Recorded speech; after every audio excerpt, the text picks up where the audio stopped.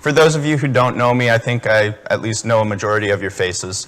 I'm really bad with names. But I'm TJ Kummerfeld. I'm going to be a sophomore preaching major at Lincoln Christian University. Yes, Bill sent me there. But I'm back today, and I don't know if any of you guys remember the sermon I gave last year, but what I have today actually ties in pretty closely with that. I remember it because it was my first, but it's going to be a lot of fun. We're going to be second half of Luke, chapter 18, verses 31 through 43, finishing up the chapter, and hopefully it's going to be great. I'm looking forward to it. It's going to be a lot of fun going through all of this and seeing what there is to see. So I'm going to start off just reading through it once here, starting in verse 31, and I'm reading from the NIV. Jesus took the 12 aside and told them, "We are going up to Jerusalem, and everything that is written by the prophets about the Son of Man will be fulfilled. He will be delivered over to the Gentiles. They will mock him, insult him, and spit on him. They will flog him and kill him. On the third day, he will rise again." The disciples did not understand any of this. Its meaning was hidden from them, and they did not know what he was talking about. As Jesus approached Jericho, a blind man was sitting by the roadside begging. His name is Bartimaeus. That's in a Mark. When he heard the crowd going by, he asked what was happening. They told him, "Jesus of Nazareth is passing by." He called out, "Jesus, Son of David, have mercy on me." Those who led the way rebuked him and told him to be quiet. But he shouted all the more, "Son of David, have mercy on me." Jesus stopped and ordered the man to be brought to him. When he came near, Jesus asked him, "What do you want me to do for you?" "Lord, I want to see," he replied. Jesus told him, "Receive your sight. Your faith has healed you." Immediately, he received his sight and followed Jesus, praising God. When all the people saw it, they also praised God. So today we're going through this section where Jesus predicts his death for a third time. And this always confused me. Jesus says, Son of Man's going to die.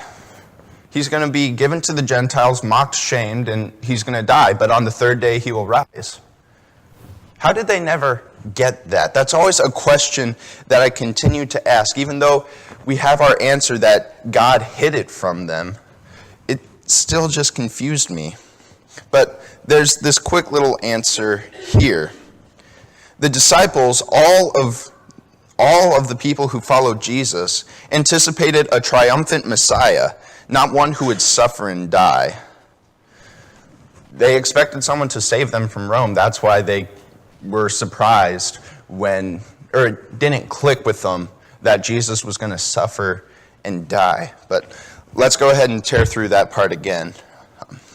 Jesus took the 12 aside and told them, "We are going up to Jerusalem, and everything that is written by the prophets about the Son of Man will be fulfilled. He will be delivered over to the Gentiles. They will mock him. They're going to insult him. They will spit on him, and they will flog him, and they will kill him. But on the third day, he will rise again."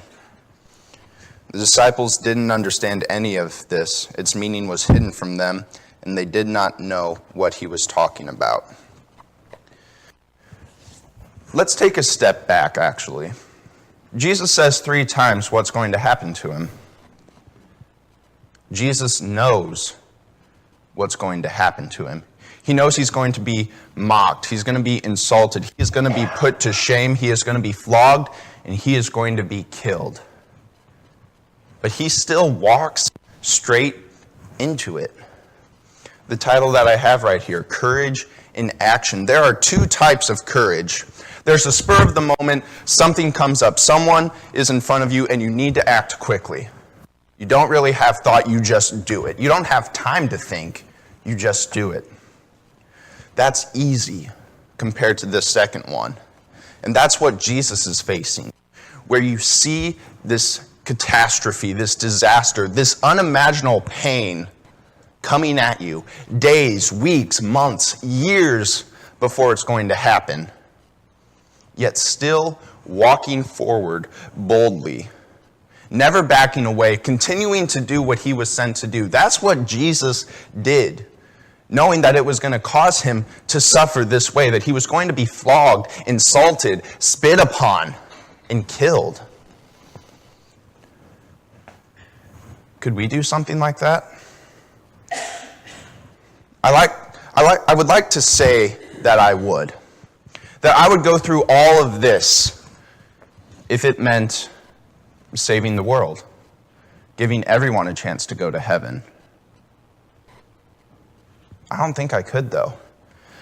I'm going to go back, I'm going to change the words, and I hope to help it sink in a little more. And I want you to put your name in this, to reflect on how you would react. So in verse 32, the Son of Man, he will be delivered over to the Gentiles. Well, we're the Gentiles, so what does that really mean? Let's change that term Gentiles. Let's switch it to ISIS. You're going to be handed over to ISIS. They're going to mock you. They're going to insult you. They will spit on you. They will flog you. And they will kill you. They are going to torture you. It's not going to be a pleasant experience at all. But see, it hits a little bit more at home, just changing a few of those terms. I'm going to be spit on. I'm going to be mocked, insulted, flogged, and killed. I would like to say I would be able to go through all that all the time. I don't know if I could, though. It would be terrifying. But Jesus does. And it still says on the third day he will rise. That's what I always like about Jesus, about God. I went through Old Testament a lot, so there might be some Old Testament in here. Throughout the Old Testament, God punishes Israel. Tries to make it so they see what they are doing wrong, and puts them back on the right path. But he never ends the passage with just judgment and condemnation. No, there is always hope, and it is fantastic. And that's what we see here. But on the third day, he will rise again. The disciples didn't understand any of this. Its meaning was hidden from them, and they did not know what he was talking about. Now we'll move on to the blind man. As Jesus approached Jericho, a blind man was sitting by the roadside begging. When he heard the crowd going by, he asked what was happening. They told him, Jesus of Nazareth is passing by. So he called out, Jesus, Son of David, have mercy on me. This blind man knew who Jesus was, knew his name, Jesus, Son of David, from Nazareth. Even the stories of Jesus gave hope to this blind man. He had faith that Jesus would be able to heal him, which is why he calls out here. And as Jesus is traveling, another step back, I'm sorry.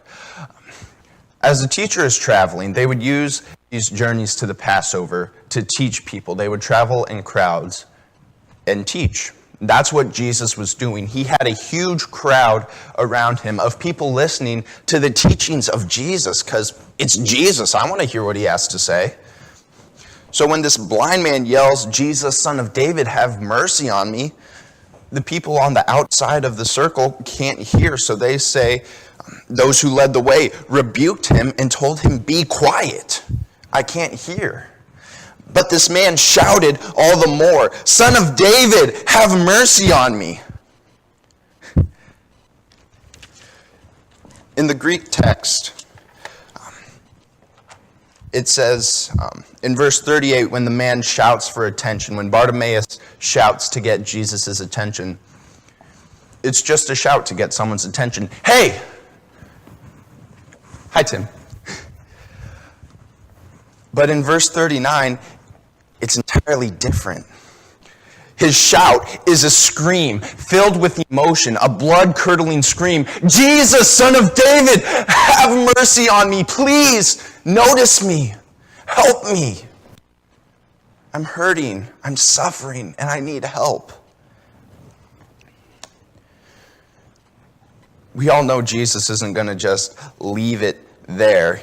He has faith and cares for the man.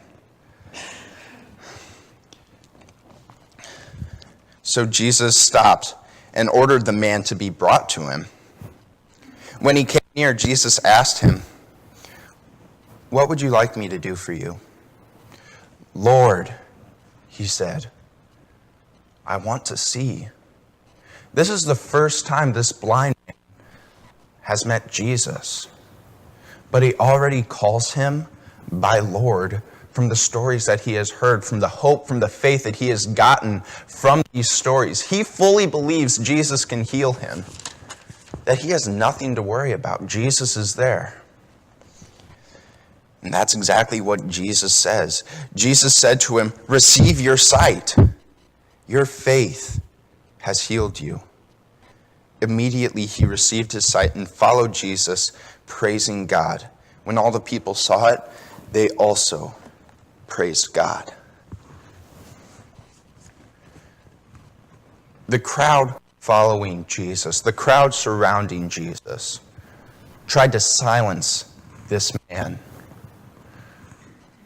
tried to stop him from shouting so that they could hear what Jesus had to say, not realizing that he was wanting Jesus to heal him.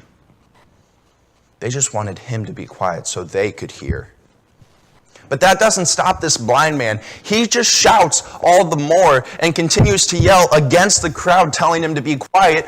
"God, please save me. Please help me." He doesn't let society stop him from showing his faith, from showing his hope, from relying on Jesus to give him faith. And yes, I just pulled the society card. How often are we made silent because we're afraid of what people are going to say? How often do we not show our faith continuously because we don't want to be judged by those around us? I would like to say that I show my faith, that I talk about Jesus. Through those of you who are close to me, you've heard me talk about Quest. These people don't know Jesus.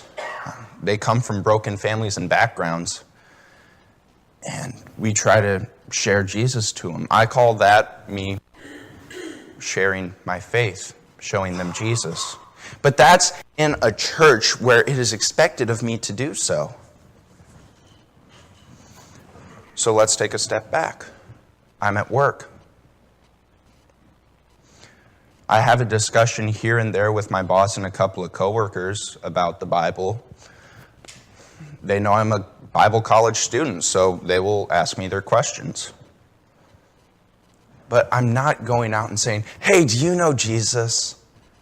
Do you know the faith I have in him, how he has healed me?" I let people stop me. I'm not going to lie. But this man doesn't let people stop him. He shouts to Jesus, "Have mercy on me, Son of David." And Jesus listens because he's standing up for his faith. All his hope is in Jesus. He wants to be healed, and Jesus is the only one that can do it, so he is not going to give up. Guys, Jesus is the only one who can heal us as well. Yet we still seem to be so quiet, or at least I do. Then this man gets up and worships God. He received his sight, so he's going to give thanks. Not only is he standing against the crowd, he has courage to worship and thank God for what he has just done. He has done some amazing things, and he is going to give thanks, no matter who's there and who's around. And the best part is, the crowd joins in. We see it in verse 43. Immediately he received his sight and followed Jesus, praising God. When all the people saw it, they also praised God. Lori, I'm going to bring you up a little bit. Camden was adopted. We were all praising God when we heard it. There's a pencil there. We were all thanking God for what he had done, for giving us Camden, because Camden's awesome. We're going to have a lot of fun raising him, seeing him in church, seeing him grow. So we all gathered and praised and worshiped God around Lori, around Kathy, around Al. We were all so excited. And that is fantastic. We can use that story at work, outside of church, anywhere. Let me tell you what happened at church. Let me tell you what God has done in my life. This little boy, his name's Camden. We were finally able to adopt him. It might have taken a while, but it was worth it. It's amazing how small stories like that can bring communities together, but also be a way to reach out to new ones. In the Old Testament, I told you I've been going through the Old Testament, so it's in here. In Genesis chapter 4, we meet Cain and Abel. They also try to praise and worship God. They give their offering. But there's a key difference between Cain and Abel. So Adam made love to his wife Eve, and she became pregnant. I'm starting in verse 1. I'll be going through until verse 7. And gave birth to Cain. She said, "With the help of the Lord, I have brought forth a man." Later she gave birth to his brother, Abel. Now Abel kept flocks, and Cain worked the soil. In the course of time, Cain brought some of the fruits of the soil as an offering to the Lord. And Abel also brought an offering, fat portions from some of the firstborn of his flock.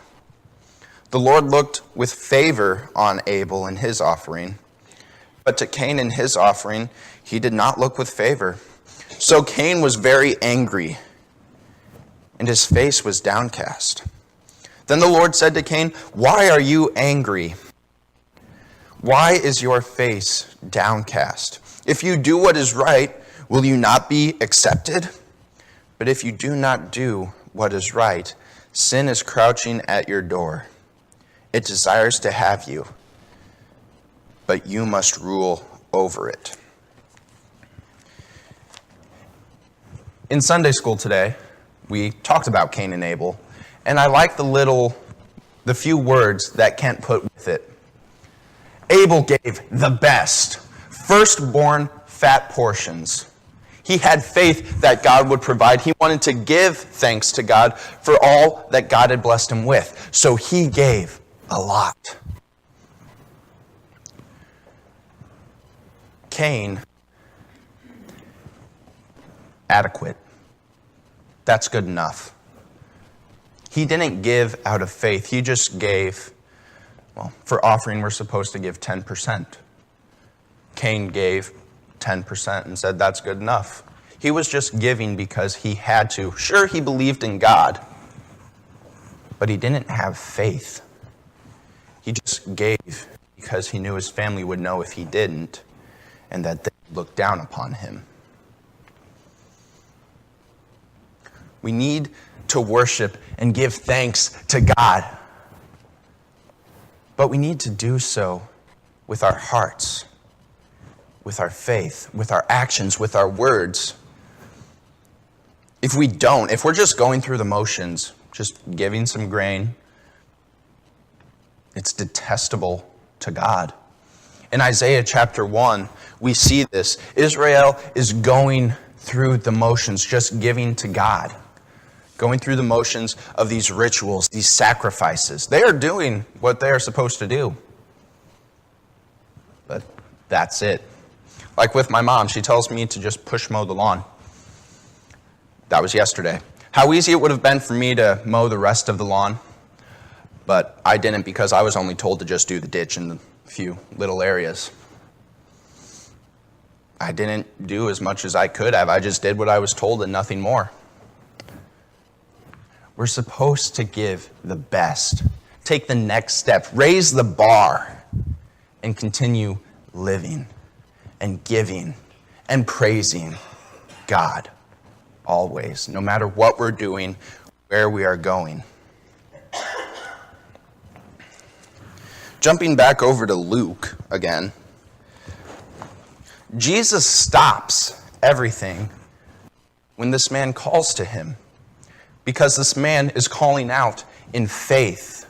He has confidence in God. He trusts in God and relies on God, Jesus. So Jesus stops. He was in the middle of teaching this crowd, and he stops. Says, "Bring this man to me." He is calling out to me. See, words always seem to come second to Jesus.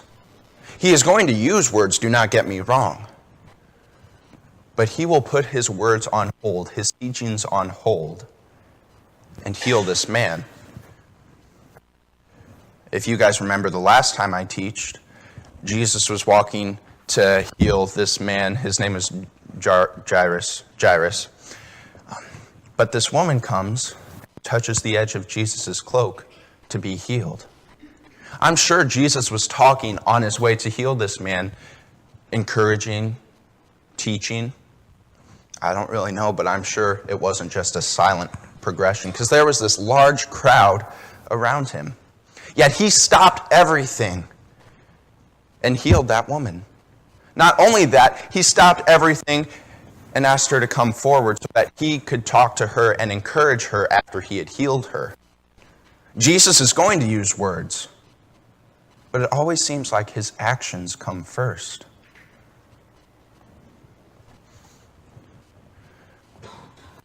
A few days ago at the store last week, action took place before words. I was just walking, doing my job. Said, "Hello, good morning, sir." It was an elderly gentleman, and he says, "Thank you." I was really confused because I was just doing my job. I didn't realize that I had done something that was worth giving thanks. By calling this man sir, I had encouraged him, and he said thank you for it. How much more can we praise and worship God, our Heavenly Father? He's done so much for each and every single one of us. Yet we always seem to forget to say thank you. This man didn't. Abel didn't. Cain, meh. How much praise and worship can we give to the one who has given us everything? I'm going to invite the worship team forward. I have no idea how long this has been. Probably not too terribly long. But Jesus did amazing things. No matter where he went, he had a crowd around him.